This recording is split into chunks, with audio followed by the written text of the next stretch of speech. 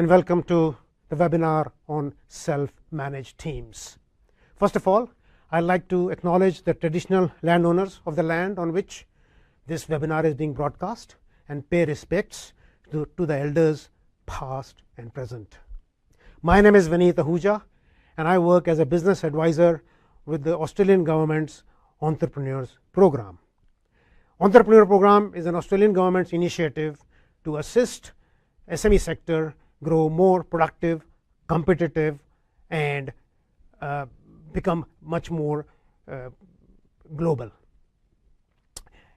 Entrepreneur Program provides a lot of components in support of advice, resources, innovation connections, commercialization support, and business growth grants. Today, I want to bring you my friend Stephen Henman, who is a consultant, author, practitioner, and co-founder of Collaborative Inquiry. Stephen has been working in creating collaborative teams within the organizations and between the organizations for many years now, and has focused on support and trust and developing that within the organizations. His book, Me to We, is a classic example of the success of such practices. Before I hand over to Stephen, I would like to say that you all have the option to ask questions during the webinar. Please click on the icon at the right hand corner to put in your questions. We will try to answer them as much as possible and would revert back to them in case we are not able to for shortage of time. So without further ado, I'll bring on Stephen, please. Thank you, Vineet, and welcome. Today we are going to talk about the development of self-managed teams, with the thread being delivering more with less, and most of my work is in that space. And just three questions first. I can see where we need to go. We live in a complex world. Organisational life is very different than it was 20 years ago. We can't do the same things that we've always done and get the same output, and we need to have some balance. So the first step is, where could we go? And then the question is, can you see it too? As leaders in organisations, they need to see the future, and they need to make a decision about, do they want to go there? And then the third question is, how do we take others with us on that journey? So that's what we're going to be covering in this webinar. And what I did was try and articulate for myself what expectations I have to provide you with sufficient information at the right depth to go and do something with at the end of this 1 hour. So the first one was to provide a direction about a change in leadership and how it's moved from individual to collective. In addition, to understand how to make this change for people who are leading their organisations. And then the outcome with the ability to achieve more with less is the challenge. And it means moving from micromanaging to a more strategic role where you work on your business, not just in your business. Third part is to articulate responsibility, accountability and authority. And lastly, the benefits that will accrue if you make that change.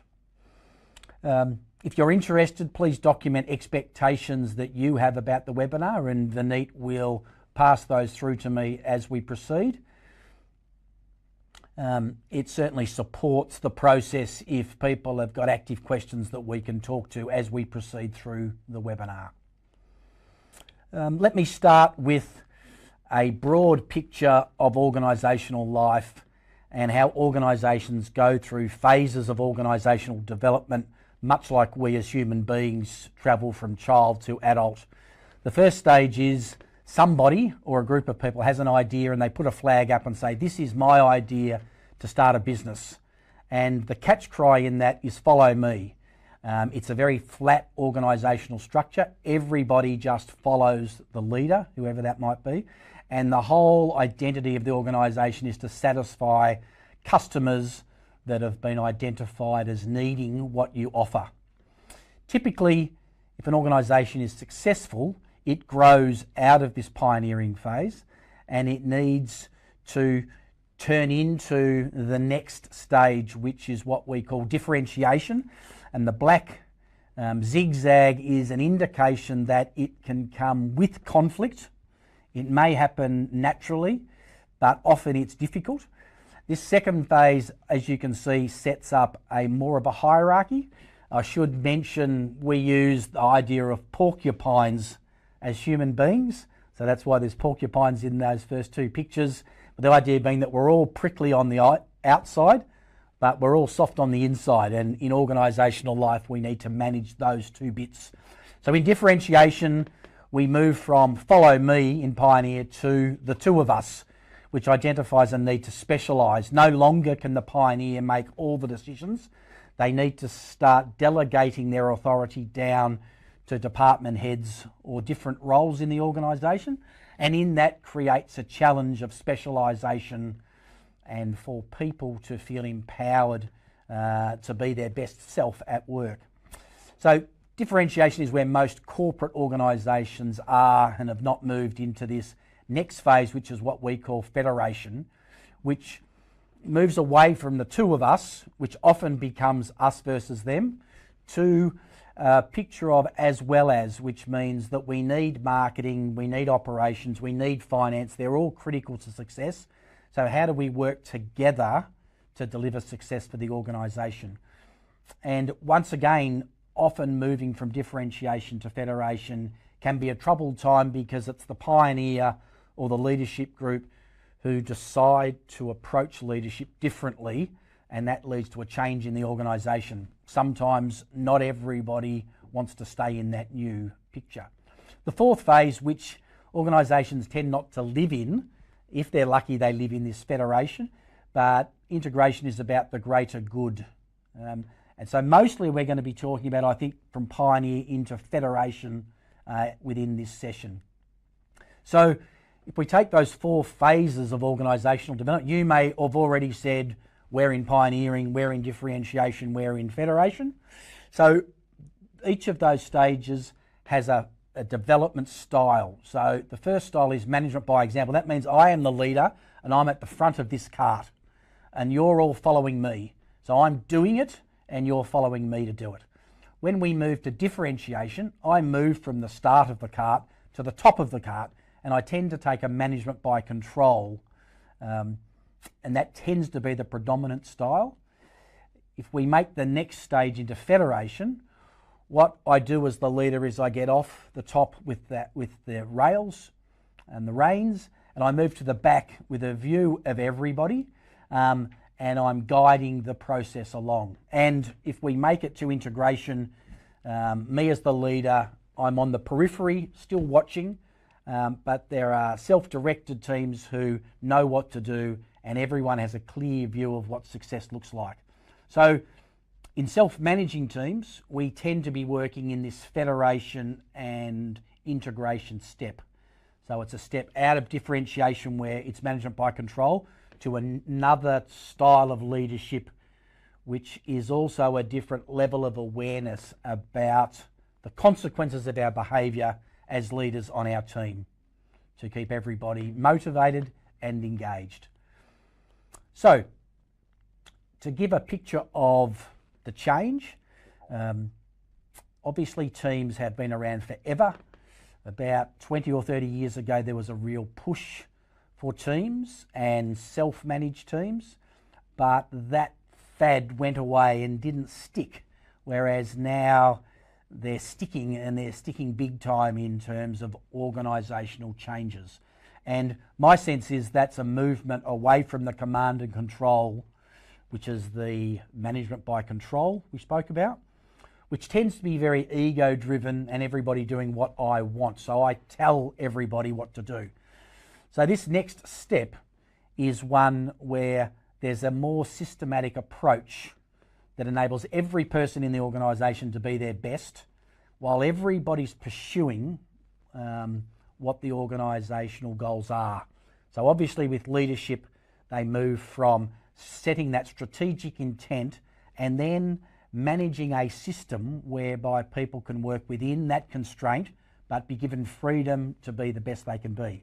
So this new is an eco-focus. It says, let's incorporate everybody in the system and make sure that everyone is motivated, because I'm a firm believer that a motivated person is always more productive than someone who's disengaged.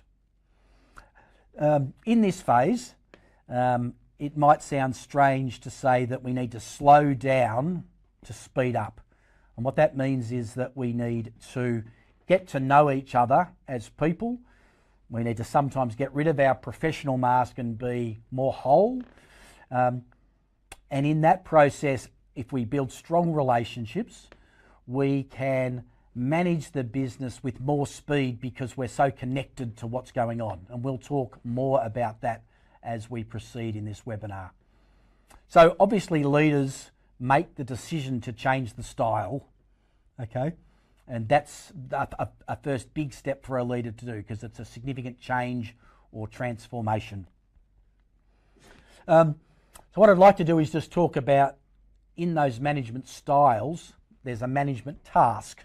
And within those management tasks, there's the need to set an aim as a leader.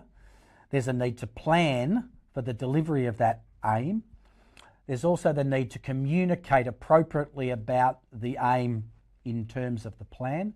And then there's the need to do the task and then for someone to review that task. So I would argue that every single management role takes on those steps either consciously or it happens naturally. So I'm going to talk a little bit more about those foundation stones and within the 4 management styles of example, by control, federation and accompanying management. So as I mentioned previously, they're the 5 steps, and in management by example, me as the leader or the manager needs to do it all, and people who come on board in the pioneering phase, they follow me. But when we get to differentiation, so we've been successful, more customers want our product, we need to hire more people, we need to consider whether the style we used at the beginning was what is needed. And often what we do is we stop as a leader doing things. We understand the aims, we plan, we communicate, we get other people to do it, and then we evaluate whether it was done well. So the next phase that's needed and the style that's needed in that phase is this idea that a manager can start to empower people to take more of the management task on. So that's why what I've got here is ticked both aims, plans, communicate and evaluate. And what you as the leader needs to do is identify people who have got more capacity in their current role and who want to grow, and you believe they're part of your long-term future. What you do with those people is you start to evaluate together. You do a task and you ask that person, did you think we did it well? If that person gives you a picture that is exactly like your picture, it gives you confidence that they're able to take that next step and take on more responsibility. So from there, you might get them to then plan the delivery of the management aim. So you would consciously say, go and put together a plan and come back to me in 2 hours and let's see what we've got. If they come back with a plan in relation to the task that you've requested, and they've given you a plan that is 80% what you would suggest, then I would say let them run with that plan. So all of a sudden you've let go of the planning, you can let go of the evaluating because you know the person's on track, and you start to see an employee starting to take on more of a management role with you still guiding them. Your role as the leader is not to abdicate, but to ensure that those people are following that structured process. So this is what a leader consciously chooses to do in developing their team so they can step out and work more on the business rather than in the business. And obviously they choose who they start with. excuse me, there may be people who are not capable and not wanting to develop their capability.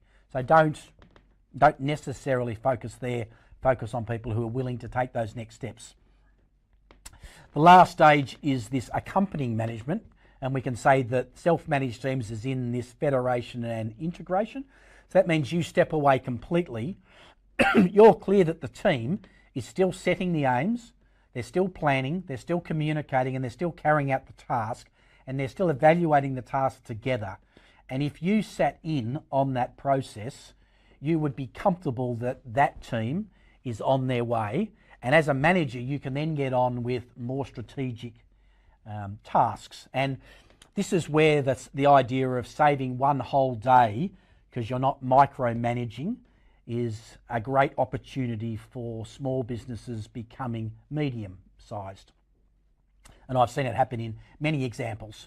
So one example that we're going to go through now is an example of a client I had who ran a integrated development and construction company, and it was a 5-year program, and this is his picture of what this move to collective leadership was for him and his team. I wanted to talk to you today about how I was running my business and why I felt it was really necessary to change it. We were running a very traditional top-down organisation, just like you see here, and I was the apple on the top. I was in charge, and the way the traditional system works, the hierarchical system as it's called, is that people think that the higher up that you go, the smarter you are. We changed things and proved that the traditional system is flawed. When listened to, everyone has expertise and creativity. I'll put myself back on the top of the pile and explain to you that this old system, the 20th century system, assumes that we're all the same. Well, clearly that's not the case. We're all different, every one of us. And what I wanted to do was to try and change the business that was in line with that sort of thinking. That we all have incredible skills, everyone is unique, and everyone has something fabulous to contribute to the business if only they're given the opportunity. We gave them that opportunity. What we wanted to do was to break down the old red apple hierarchy. We wanted to create a new system that empowers people, that empowers the business. So perhaps in the beginning I was still in the centre of the organisation, but rather than top-down hierarchy, I wanted people around me. And you may have noticed that there's fruit other than red fruit right here, and these are the people in my organisation. Some of them were green apples. There was an occasional kiwi fruit. Kiwis often come across the channel and take our jobs. There was occasionally a peach. When we first presented this to our staff, I included a lemon, and some unkind person suggested that was our architect, but I don't think so. I quite like our architect. But often organisations have lemons, but if you really delve into it, perhaps they're not lemons at all. Certainly it's a great fruit that adds amazing zest to a whole range of dishes. We had passion fruit in our circle. And here we have a navel orange. And I think it's a navel orange, but you don't want too much navel gazing, do you? And then we had pears. And I found this this morning on the way to this video shop. And this is called a paradise pear. They're both pears, but they're both different. Penultimately, here is a lychee, a small but very delicate and elegant fruit. Finally, we have a tomato. Now, many of you will say that this is not a fruit, it's a vegetable, but no, you're wrong. This is, in fact, a fruit, but it's different. It's different from all the other fruits, but it's nonetheless a fruit. I've forgotten one thing, folks. Stephen just handed me one of the very important fruits in our team, and that is the pineapple, complete with the rough end and all the gnarly bits around the edges. But it's an amazing fruit. It's very soft and very sweet inside, and it's an important part of our team. So we created these fruit in a circle, just like you see here. So as you can see, we have a whole range, a whole diversity of fruit in our basket. And the fruit is now in a circle. It's not in a hierarchy. Each piece of fruit has its own key abilities, its own uniqueness. And that's the point that I wanted to make to the people that were at our seminar. Now, as you can see, I'm still in the centre of our circle of fruit. And I needed to remain there because we can't have chaos or anarchy. But until we established our new arrangements, I stayed in the centre in order to keep a level of decorum amongst fruit that can be quite difficult from time to time. So after a bit of training and workshopping with our fruit, our circle of fruit, I then needed to have the courage to move out of the centre, to create an open space, to take myself away from the point of control and allow the other fruit the opportunity, when they had the expertise, to step into the middle and then back again. Because in this system, expertise outranks rank, and that's a really important thing. So many organisations get stuck in the rut of hierarchy, making decisions because they're in a hierarchy and for no other reason. It's absurd. The old system is really silly. I was a little bit concerned, folks, because we were heading into unknown territory and we hadn't done this with our fruit before. And we were dealing in projects of around $85 million, was our largest, I think. And this was a whole new territory that we're engaged in. Now, it's true to say that occasionally I had to step back into the middle, and that was really important. Important for me and important for the project and important for the fruit. What was equally as important was to give the fruit the opportunity to make their own way in the project. And the result was just amazing on a personal level and commercially. We had projects after 4 years where contractors were pricing work at 20% below where they started 4 years ago. Not because they liked me, but because they were being efficient.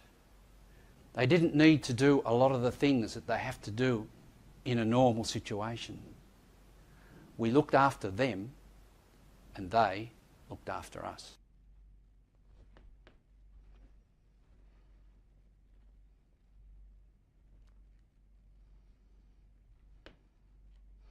Okay. I wanted to talk. So Ian was my client. He didn't think the problem was with him in the beginning. That demonstration of the fruits basically informed us. He came up with that idea on the first day of the first workshop. And in effect, it guided us through a 5-year program, which he spoke about the suppliers reducing their prices by up to 20%. He had Napier and Blakely, the quantity surveyors, do some research about the price reductions that he incurred. He didn't do the collaboration for price down, but the outcome was he reduced his construction cost by 7%. And so over that period, $100 million of construction, he saved $7 million in construction costs. And basically what that was waste that was in the system that we didn't call waste at the beginning of the project because it was the cost of doing business. But as people trusted and they cared for each other, and they had the courage to speak up because they knew that there was an equality. They were all a piece of fruit, but everyone was equal. It created a dynamic that created value for everybody in the system.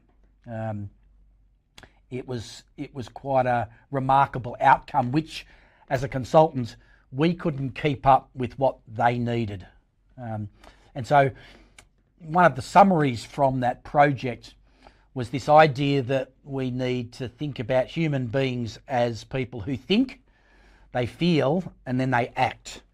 And hopefully all those things are consistent and congruent if our thinking and our feeling and our acting is consistent. In most organisations, I think it's fair to say most, they're driven by a culture which can be about fear. So if you make a mistake, you're going to lose your job. You're going to reduce your hours. There's a resentment that often lives in organisational life where people don't get on with each other. We're not conflict capable, so we have to build workarounds because Fred and Jim don't like each other. The other aspect is doubt, that people don't question whether leadership has the capability to take the organisation to the next step. That is a downward spiral, and most, if you're lucky enough not to know that culture, then you've been very fortunate. In contrast to that culture, what we created in this project was this idea of certainty. So where there's doubt, let's create certainty. And where certainty is, trust evolves and develops.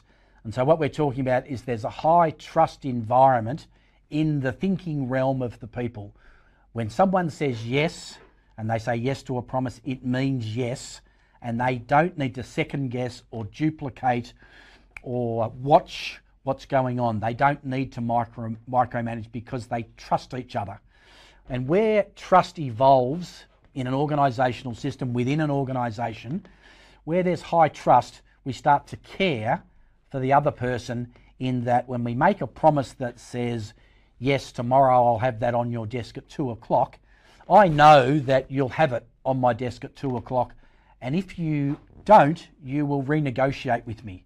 And all of a sudden there's a certain hygiene in relationships that enable me to care for the other person and ultimately probably love, which can be a big task in organisational life.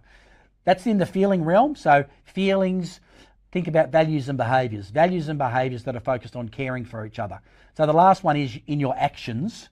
And what we did is match the fear that is often in organisational life with courage, the ability to make a stand when everybody else thinks something else, okay?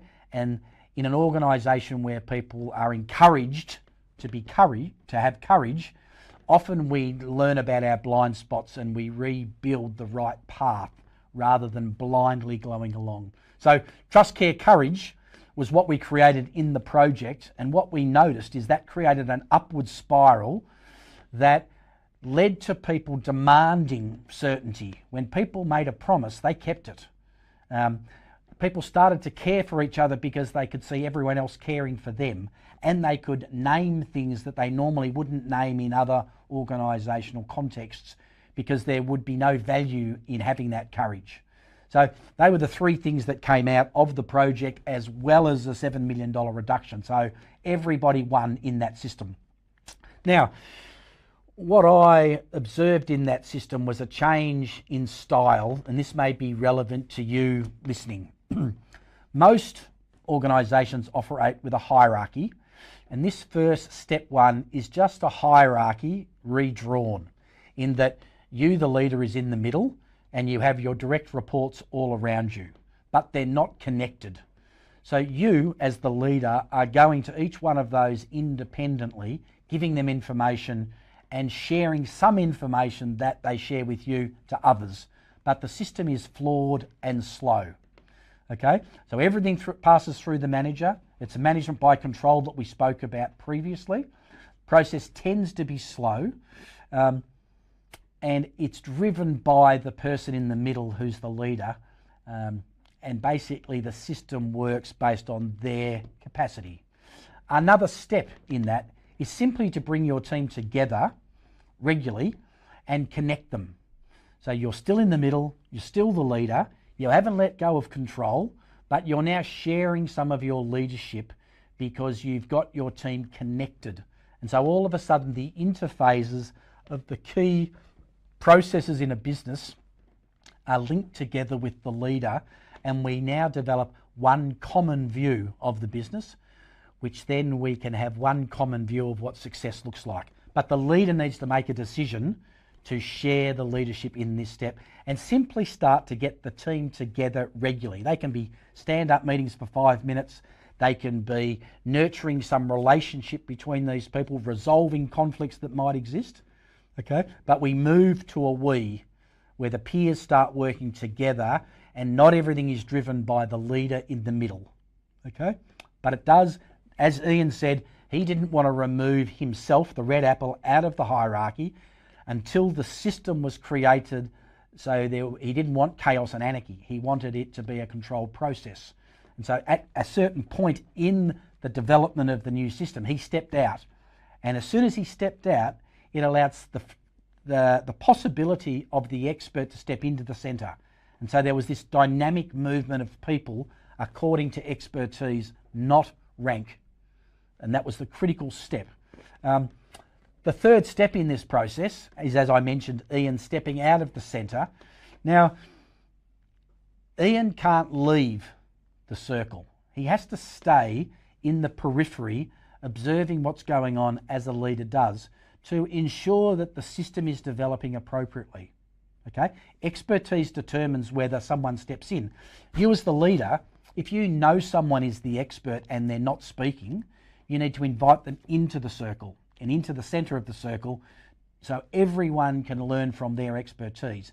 And what this creates is a dynamic movement, and this is why everybody can be their best and everybody is listened to, and the system grows and the business grows in the same way. So this step is the management or leader stepping out of the centre but not leaving the team. It's a different environment. If you get to this step, you can then apply this logic to outer circles of influence. So last week I was working with Linfox and Lion about the interface between their third-party logistics environment. And they are working as one team like this collective leadership picture. Obviously, seamless approach is the utopic view of organisations. So, in the context of those 3 steps, let me talk about culture, which I do believe is determined by leadership and the leadership team. If you do nothing here, you'll tend to have the lowest common denominator.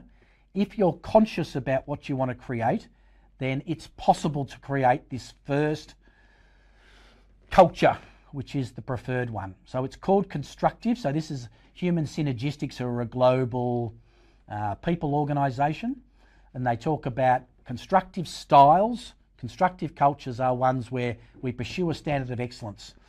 If we pursue a standard of excellence, that means we must be able to make mistakes, and we learn and fail fast and get on with it. We don't hide our mistakes.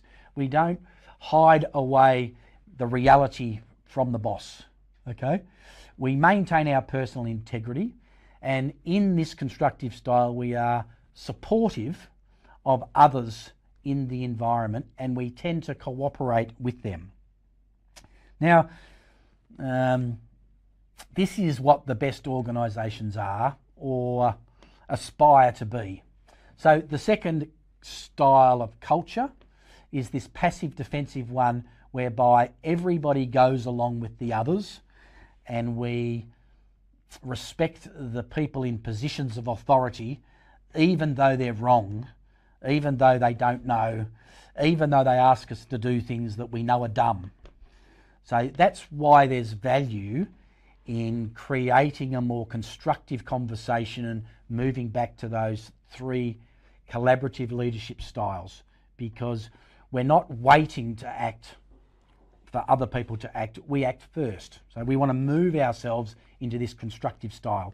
So the last one is this aggressive defensive style, where people have a culture where people oppose each other, people play politics to gain influence, they compete rather than cooperate, and they appear competent and independent, but they may not be. They spend lots of their job managing their second job, which is looking good. So rather than being good, which is the role of the constructive style, in this aggressive defensive, we've got to spend our time marketing ourselves and pretending we're someone we're not. In the passive style, we've got the idea that you don't stick your head up because it'll get chopped off. So you don't bring the best part of yourself to work in that style either. In the constructive style, we bring the best part of ourselves. So just to give you a picture, in the research conducted, everybody wants this preferred culture, which is the constructive style, okay? And so it can be defined as there's a humanistic encouraging style, there's a self-actualizing, there's an achievement, there's affiliative. So everybody wants this, but not everybody creates it. In fact, very few people create it. So you can see the red and the green there. That is the actual culture of organisations that are part of this research.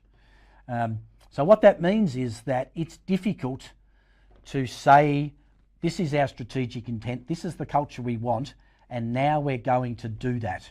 Because what that means is that we step out of just our thinking and introduce values and behaviours that we live by, that anyone can call me out if I don't follow. So it's a challenging environment. That's what the constructive style is. So the story and the picture here is that you may want it, and we all love that constructive style, but to do it takes courage. To say we're not what we want to be, and we could change our business and be more successful. So that's what I want to talk about now in that context. So values and behaviours, I believe, are the critical path for enabling these self-managed teams. So if you think about strategic intent, we've got our why, which is why do we exist as an organisation? And it's always more than money. So dig a bit deeper. After you've made the money, what do the people who are the leaders and the owners want to do with that money? And often you find people giving money back after they've made their money. So let's go deeper and say, what is the purpose of the organisation? What is their vision about why they exist? Then we can move from that level into the individual leading image of people. Why? What do they want to achieve at work? When we align the organisational vision with the individual vision, we have very engaged, motivated people who apply their discretionary effort to their job. And that's what you want as a leadership group or a leader, for people to give you more. And when they're engaged, they give everything. Okay? So this very simply can be summarised as working above the line. So we think about being accountable, we take responsibility, we're all seeing it, we all own it, we all seek solutions, we all gather feedback, and we're all working together for the objective outlined. In contrast, so above the line is the constructive style, below the line is the two other styles described in the previous chart. We blame, we deny, we're always trying to find someone else to blame. There's always something stopping us from improving, etc. So as a big picture, think about whether you as a business operate above the line or below the line. And if it's below the line, if you want to make a transition into self-managed teams, there needs to be some values and behaviours that you discuss amongst your team that allow you to operate above the line. Because if you don't, people will just sit on the fence. Because once you've had your head chopped off once, you learn to say nothing. So that's an important step in the journey. So let's give a little bit of a picture of where self-managed, self-directed teams have come from. So back in the 1940s, they first started with research in the US. In the 1990s, they were very, very common in manufacturing, and everybody had cells, team-based cells. in the last 10 years, we've had this term called VUCA, which is been spoken about by the American Defence Forces, which is now vernacular that you hear in organisational life, that the world we live in is volatile, it's uncertain, it's complex, and it's ambiguous. And in this world, the old hierarchical picture of the pyramid and people knowing more than the people at the bottom is no longer valid. And in this complex world, we all need to work together to achieve success. It reminds me of Deming, who went to Japan, and his often quoted statement is that there are many, many bad systems. So I think he used to say 95% bad systems, 5% bad people. Okay? So rather than blaming people, leadership needs to say, what's the system that we need that will enable us to be successful? And if you go look at some of the research, Good to Great, Jim Collins, he talks about getting the right people on the bus. So if you make this change to self-directed teams and you do some work in the values and behaviours, I would suggest you give everybody a ticket on the bus. You're clear with everyone where the bus is going. And if people take a ticket but they don't join the journey, at some point they will be asked to leave or they will choose to leave. And I think it's appropriate that when the leadership group, with everybody potentially, decides where the business is going, if people don't want to go there, they should go somewhere else. And that's where the individual visions and the legacy that people want to lead are so critical in that step. So in a VUCA world, the old system of management is not sufficient. We need more. We need more people looking at issues. We need to work together. So another significant shift has been a book that was published just before our book by a fellow called Frederic Laloux. It's sold about 300,000 copies. It's been translated into 20 or more languages. Interestingly, it's not been translated by him as the publisher or the publishing house, but by individuals who love the content. Ian, my co-author, and I met with Frederic a couple of years ago because he saw our book as an Australian example of this new organisational life, which he defined as teal. Okay, so he published his book with no PR and no marketing, and yet it's been incredibly successful. And in his book, as what we found in the Me to We book, there are 3 attributes of these new organisations who are using these self-directed, self-managed teams. So number 1 is that they are self-managing. The idea is that they don't need a boss micromanaging, watching over them. And obviously, if an organisation makes that change, it means that the leader who was micromanaging can go and do something else. Doesn't mean that they need to focus less on the strategic intent. That becomes more important. Each team needs to know with clarity what success looks like and how the teams together need to determine organisational success. The second part of these characteristics that he identified is that organisations are beginning to invite the whole human being inside the business. So rather than just the head, so if you think about the thinking, the feeling and the act before, when these organisations are now being more holistic in their approach. They're asking people to take off their professional mask and bring their whole self, because we all know that we have to deal with every part of the human being when we're at work. If I've got young children and I was up all night, I'm not going to be the best version of myself tomorrow, but the next day I will be, and someone else may have had something occur.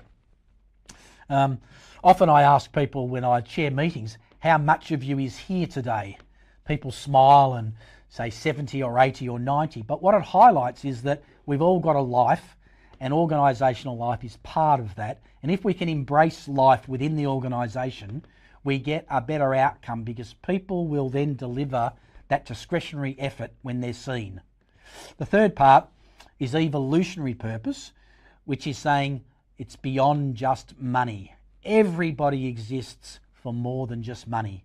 We all need enough money to live the lifestyle we've chosen, but after that, we need something else that's driving us. And if you, as an organisation, can tap into something bigger than just money, you bring everybody with you in that process.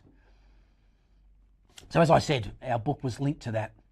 Another piece of research that you might find interesting is Google sat down and looked at their business and said, who are the best teams and why are they the best? So they spent time studying, okay? And some of their research that they used, that time spent collaborating has ballooned by 50% over the last 20 years. So what that highlights is that there's been a shift to these teams approaches. These self-managed teams has been happening globally significantly. What they do, in contrast to the old, is that they innovate faster, they see mistakes more quickly, they find better solutions, better results and higher job satisfaction because all of you is engaged in this work. Importantly, profitability also increases. So they're pretty good reasons to take on this approach. So what Google found, that there were no patterns, and remember Google are the pattern experts, they could find no patterns in terms of personality type in the 180 teams that they saw. So that challenged them in terms of what makes teams successful. So the who didn't seem to matter, which might seem strange, but what they did say is that the group norms were critical. Okay, they were critical to the collective intelligence of the group, and style and values and behaviours were critical. So they identified two critical behaviours. One was the equality in conversational turn-taking. Now, it always humours me this because what it means is that everybody speaks. The introvert, the extrovert, we create processes where everybody's contribution is valued. Just because I've got the role of general manager, it doesn't mean I know everything, okay? So that's the change. And so I've got their expert steps in. If you think about the circle of fruit, it's the same picture. We want to create an openness in the middle so the expert can step in and then step out. So it's a far more dynamic workplace than the one that exists that says the people of rank know all the answers. The other aspect of their research, which was about teams, was people had better than average social sensitivity in their best teams. And that means, so I've used the word ASS there, but we could also say emotional intelligence. So these people know when they've said too much. They know that when Fred has been talking and we've had a half-hour meeting and he's spoken for 20 minutes. So they know what's appropriate and they sense into a situation and speak. So the team starts to take responsibility for themselves. So the two things that Google identified was those two aspects create psychological safety, and in psychological safety, people can be their best. So think about how your meetings are. Think about whether the emotional intelligence, not just the IQ, so IQ is thinking, let's think about EQ as the feeling, and the acting is how well we take our thinking through our emotions and do the action that's aligned with the thinking, moderated by our feelings. That's where EQ becomes far more important than IQ. So let me conclude and then we'll have some questions. Yes? So collaborative leadership enables growth, okay? Because it allows the strategic managers to not micromanage, but manage a broader from the periphery so they're able to work on the business. And if you want a book to read, I think E-Myth is a great book to read, Gerber, I think it is, not just in your business. So if you're too busy working in your business, you're probably micromanaging, okay? The team-based process is more efficient and it's more effective. So more effective equals I'm doing the right thing Efficient means I'm doing the right thing right, okay? And that transition from the pyramid to a more collaborative focus will demand a move from an egocentric picture to an ecocentric picture. But as a leader, you will achieve greater outcomes, higher profitability, better morale. All around you, everybody will go home feeling better than they felt in the old style. So obviously in that step, interdependence is critical. So caring for someone else allows me to care about the system, and that's what delivers that value. So just to wrap up, there's 2 free offers there. One is, if you're interested in making that transition, I'm willing to offer myself free of charge for a 1-hour Skype.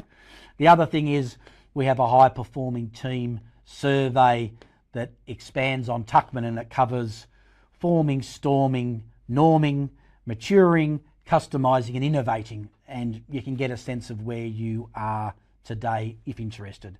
So I think we're over to questions. Vineet. Thank you, Stephen. Before we get to the questions, which are quite a lot, just note that our webinar is being recorded and available to watch again later with the slides. And if people want to have their slides sent to them, all they have to get back is to revert back to us, and we will make sure. So I've got a few questions to handle here, Stephen. I will start with how do I delegate leadership? Whom do I start up first with? How do I develop that trust part? Yep. I would suggest you start with someone you trust. So someone who has got capacity to do more, somebody who does what they say they're going to do. So it's not across the board you start tomorrow, okay? You start with the people that you believe are capable and excited to take another step in their own development, and you work with them quite consciously as a coach and mentor, okay? So you don't hand over the authority on one day and let them go. It's a managed process. So go back to the management styles chart and look at management by control to management by support. And so you make that transition slowly, because you're going to be challenged in terms of delegating, because often as a leader you think, if they can't do it as well as me, then they can't do it. I would say if they can do it 70% as well as you, that's enough. Because in this day and age, in the complex world we're in, we don't get everything done every day in our to-do list. We get most of it, and we're better off getting 80% done rather than only half of them. How can they develop and increase the trust of people to give responsibility, authority and accountability? Yep. We use a trust and power scale, but we mentioned it briefly. So if you, very simply, trust needs to be earned. So that's number one. It shouldn't blindly trust people with no background. But trust can be earned by simply people doing what they say they're going to do. So I would say that's the most important value in organisational life, and that is that we will do what we say. So if you're going to start somewhere, I'd start there. And so today, have a meeting and ask people to make promises about what's going to happen today. Tomorrow, check in whether those promises were kept. If they were kept, then everybody will trust those people who kept those promises more tomorrow than they did today, and so on. So it creates this upward spiral of trust.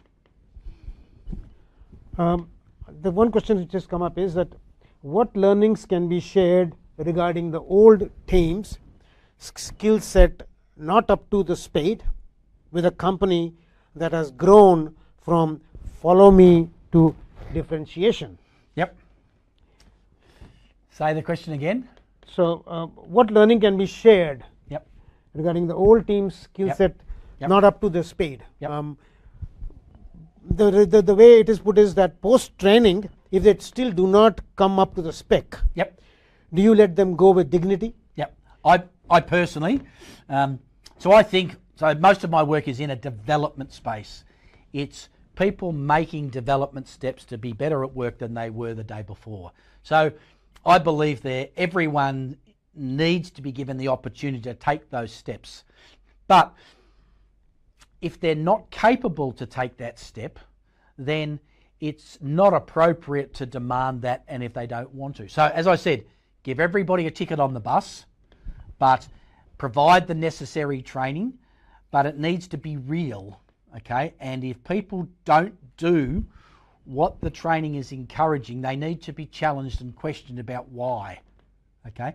And it needs to be constructive and positive, because there'll always be one or two who resist, okay? But you need to manage to the 8 or 9 who don't. My experience will be that the 1 or 2 who resist, who have the ticket but don't want it, they'll go somewhere else.